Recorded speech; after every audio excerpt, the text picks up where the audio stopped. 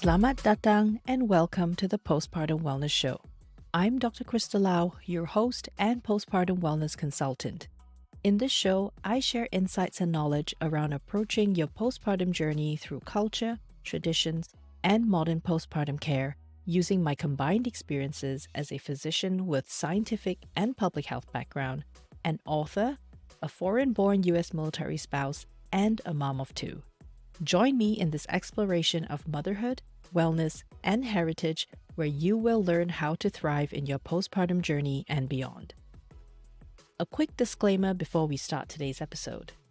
The content of Dr. Krista Lau's Postpartum Wellness Show does not replace medical advice from your health providers. Listening to this show does not establish a patient-doctor or client-provider relationship between you and Dr. Krista Lau. Please see your health provider for any medical concerns or contact your local emergency line for any urgent matters. Lovely to have you back on another episode of the Postpartum Wellness Show. Today, I'm doing something a little bit different. I'm doing story time, and this segment is going to be different from the previous episodes, which were more informational and we're discussing topics, and I have an outline. For story time, it's more casual, conversational, and I'll just be sharing my personal stories and experiences with pregnancy, postpartum, and maternal health and wellness in general. Or I'll be sharing stories that I've read in the news or industry updates from the health and wellness sphere around maternal and postpartum health. So for today, I'm going to share with you my health journey from pregnancy up until now. I am 2 years postpartum after having my second kid. So in total, I don't think I've actually really, fully been out of postpartum before jumping into the next kid because my kids are only about 2 years apart. So yeah, kind of went from one kid to the other. But then again, that was part of our family planning because we wanted our kids to be close in age because my husband and I were quite far apart in age from our siblings. So I'm going to start off chronologically, starting off with the first device that I procured at the end of my first pregnancy. It is a blood pressure machine. So something pretty standard in a sense that you can get these over the counter in pharmacies or other medical device places. The crappy part about this is, well, having to have a blood pressure device at home for me to monitor my blood pressure at this young age of 35. But that's really important in pregnancy and in the postpartum period because high blood pressure can lead to a lot of dangerous situations for mom and baby, which is not something we'll dive into today since I'm going to keep this casual and conversational, but we can explore that topic later in a more informational episode. So for those of you listening on the podcast, I'm going to put the link to the YouTube video into the blog post so you can look at the pictures that I'm going to put up in the blog or look at the video where I'm going to do a little show and tell for my devices. All right. So for those listening, I'm now holding up my blood pressure machine. For those who can watch this on YouTube, very simple. It's a battery operated device. It's got a start stop button and other buttons that help you look through your other blood pressure measurements. Very simple, easy to use, and it's connected to the arm cuffs. Again, very easy, something that I can do by myself, and it's got a little round indication on the blood pressure cuff that tells you where you should align that dot to. And again, I won't go into detail into how to use a blood pressure machine at home, but if you're interested, let me know in the comments or write to me, and I will do a special segment for that. So I had to get this blood pressure machine because towards the end of my pregnancy with my first child, well, my blood pressure wasn't really high, but it was slowly creeping up. Normally, my blood pressure sits around the 100 and 110 systolic, which again, I'm holding up the machine. It is the top number. When you measure blood pressures, you get two numbers. They put a number slash another number. So that first number on top is just easier for the sake of, today's episode. I'm just going to talk about the top number. I normally sit at 100, 110, which is considered normal under the current guidelines, but it was kind of creeping up to like 130, which is still all right at the time. But after I gave birth to my first child, Immediately, my blood pressure started climbing. It went up to 150, 160, and it didn't come down.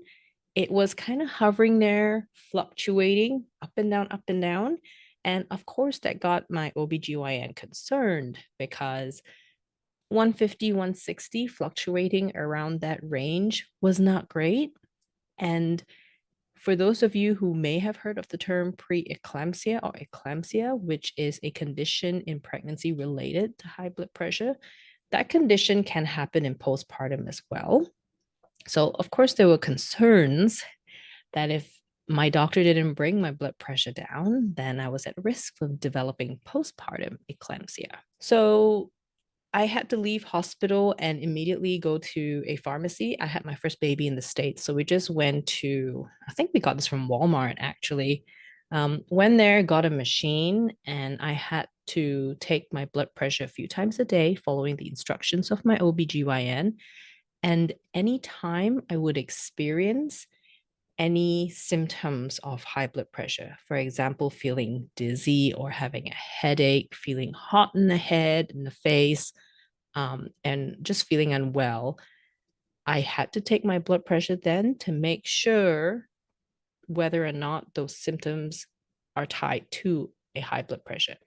If that was the case, and that did happen to me, I was just sitting down on the couch watching TV, and I just started feeling kind of dizzy, a bit light in the head, have a little bit of a headache, a throbbing feeling. And I was like, oh no, took my blood pressure 160. Not great. So the instructions were to take a blood pressure medication. Should that happen, wait 20, 30 minutes and then take the blood pressure again to check whether it's come down. So that's why I had to get the machine. And I had to do that for definitely at least the first 2 weeks.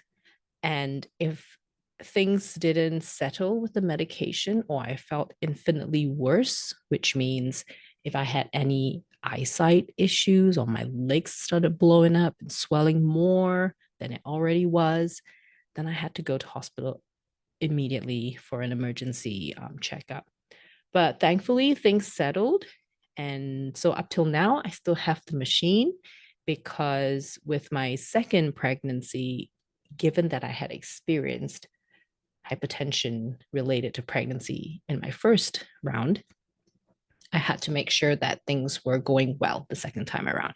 So it was great to have this at home and was also useful in my second postpartum experience here in Germany, just in case when I was feeling unwell or dizzy and all those symptoms, then I had something on hand to check and make sure everything was all right. So that's the first device that I collected during this pregnancy journey or this journey in becoming a mom.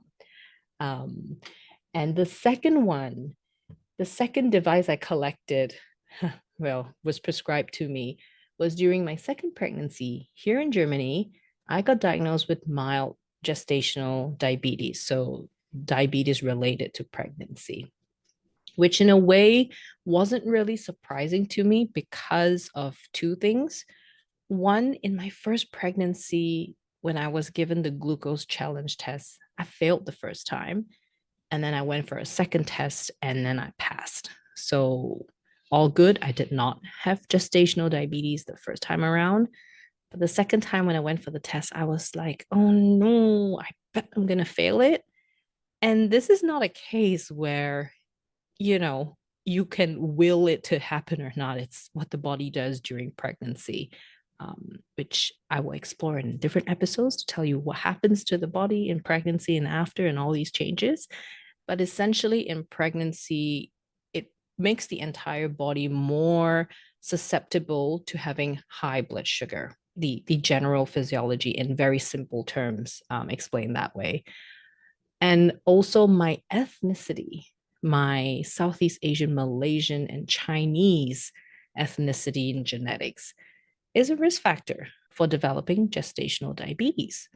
So, all said and done, I was quite disappointed because I had intense sugar cravings during both pregnancies. So, to have the official diagnosis of Mild gestational diabetes means that I accrued the blood pressure machine, which came with the pricks for the fingers, the reader itself for the blood glucose levels. And of course, I got these strips that will have to go into the machine and the dreaded lancets to prick my fingers. Now, this is where the appreciation for all the patients that I've seen in the past when I was practicing medicine, the appreciation for their journey really kicked in. I truly understood and also was really thankful that my diabetes wasn't to a point where I needed medication or insulin shots. It was well controlled with diet.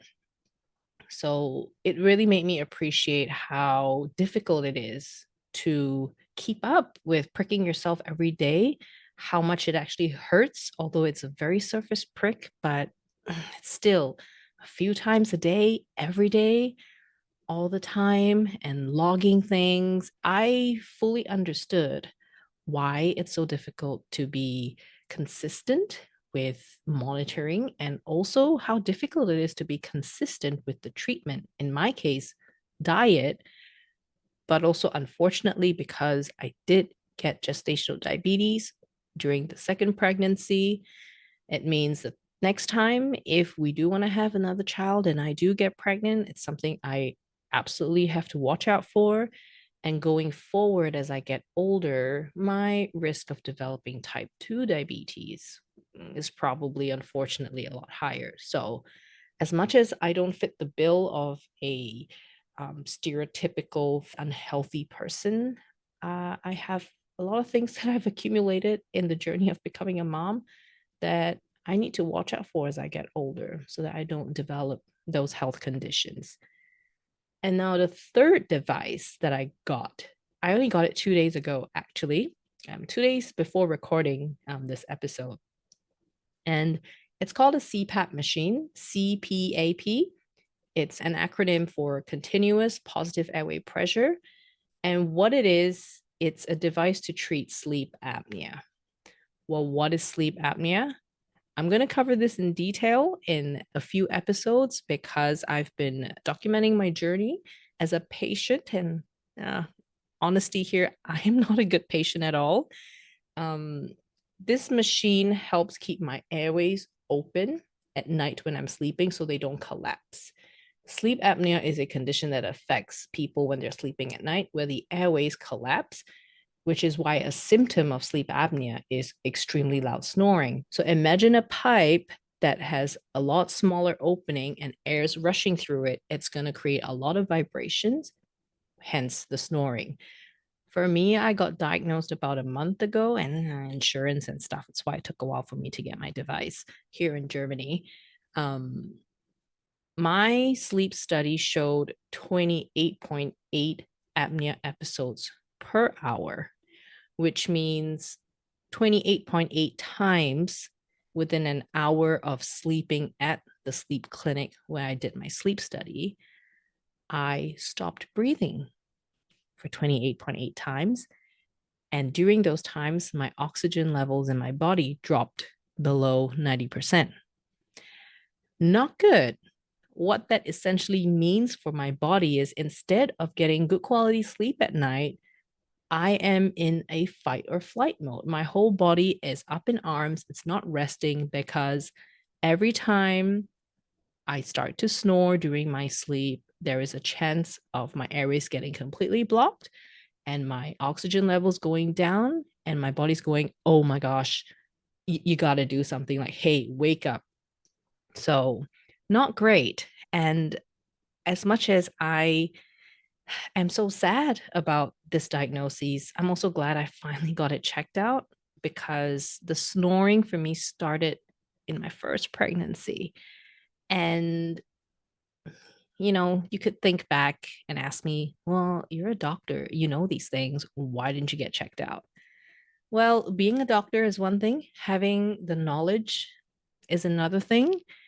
But I'm also human, and having seen the end point or the severe points of these conditions in hospital.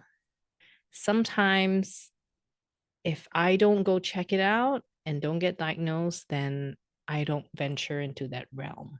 That human part of me really kicked in, and being stubborn and a bad patient, I just ignorance is bliss.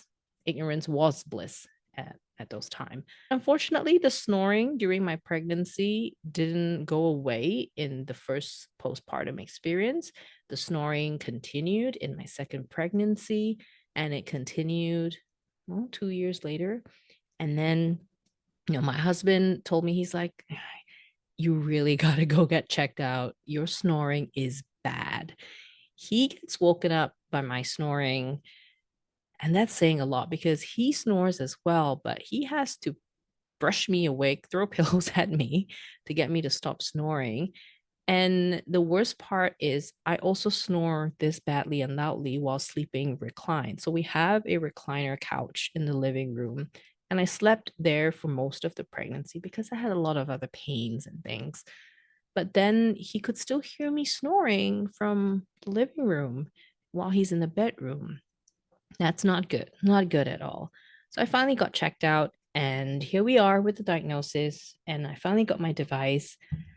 And I must say, I have forgotten what it feels like to wake up feeling refreshed, because the last 4 years as a mom, I've only known exhaustion, which, I figured it's common. It's, you know, we've got two young kids.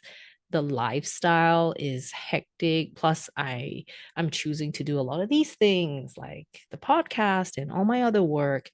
So I do sacrifice sleep in general, but there are symptoms where, even though with less sleep, I still shouldn't feel the level of exhaustion that I did, to a point where I was falling asleep and literally not being able to stay awake. Like I just had to sleep in the afternoon. But anyway, let me show you my device now.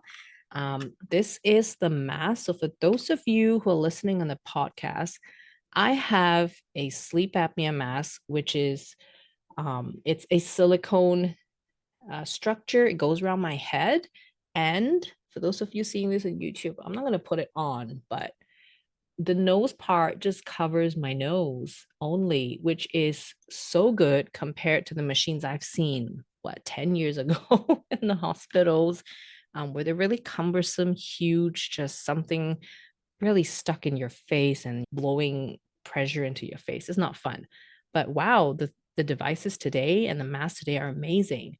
So my mask, the entire part around my head and face is made out of really soft silicone.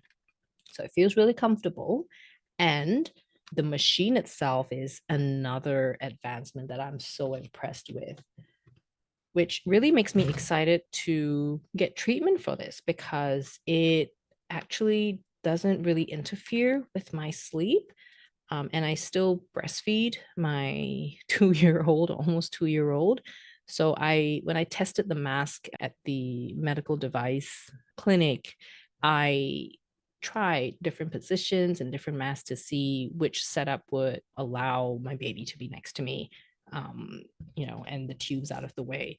So again, the silicone parts are really soft. It only covers my nose, and the tubing that connects the machine to the mask, it attaches to the top of my head. So that's great. It doesn't get in the way whether I'm sleeping on my back, on the side, and it actually feels really comfortable.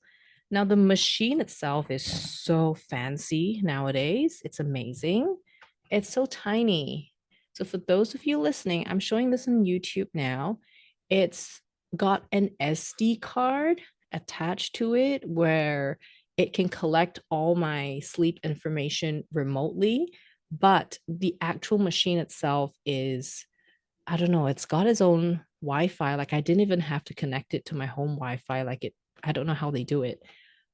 But everything, all the data from each night will automatically be uploaded to the cloud system that I've given them access to these information, so that if anything goes wrong with the machine, they can troubleshoot it from their clinics, from their place.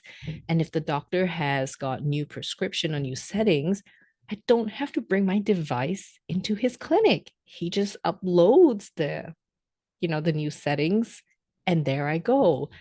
I sound so excited because I've only done a short term in respiratory medicine where we deal with a lot of lung conditions and people with sleep apnea or chronic obstructive pulmonary disease who might need CPAP machine.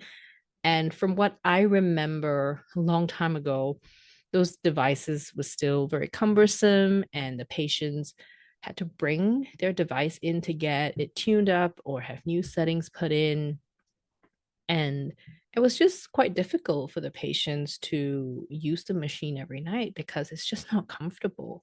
So I was really worried at first going into it, but so glad in a sense that I got diagnosed today in 2023 to be able to have access to such technology and advancements that the last 2 nights, the recorded sleep apnea episodes was 1 or less per hour. So from snoring so loudly and having an average of 28 apnea episodes per hour going down to one or nothing. I mean, I'm so happy. I'm so excited because I I don't know how much of my postpartum depression, I don't know how much of that was worsened or compounded by undiagnosed and untreated sleep apnea. I haven't felt great in the past few years. So, yeah, it'll be interesting to see where the full treatment takes me. And I'll be very excited to share with you the outcomes, share with you my results. I want to show you all the ups and downs and how low my oxygen dipped. And even, even I was like, oh no, this is horrible. I do feel bad. I feel like I should have gotten it checked out way, way before, but it's not the end of the journey. Like using this machine is just the beginning of my sleep apnea treatment. And the hope is to wean off the machine down the road so that I don't need it anymore. Well, of course, unless I get pregnant again and start getting snoring again, then I'll need to use the machine. I think that's enough for a 35-year-old who has been generally healthy before getting pregnant. I never really had many health issues, which is also something I definitely took for granted.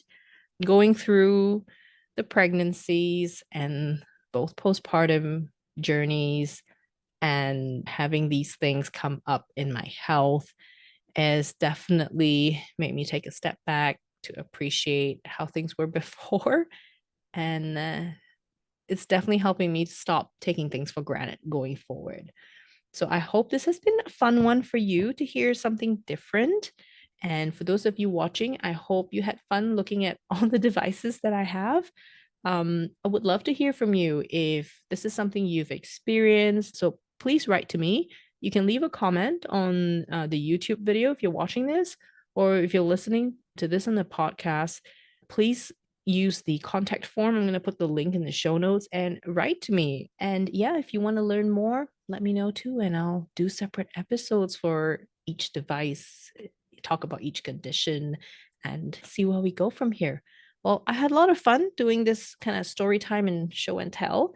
And I think I will keep up these story time segments from time to time. I think it'll break up the heaviness of information and discussions when I talk about more serious topics. And that's it for today's episode. Thank you and terima kasih for tuning in. Please leave a review on your favorite podcast platforms, or if you're watching this on YouTube, please leave a comment below the video.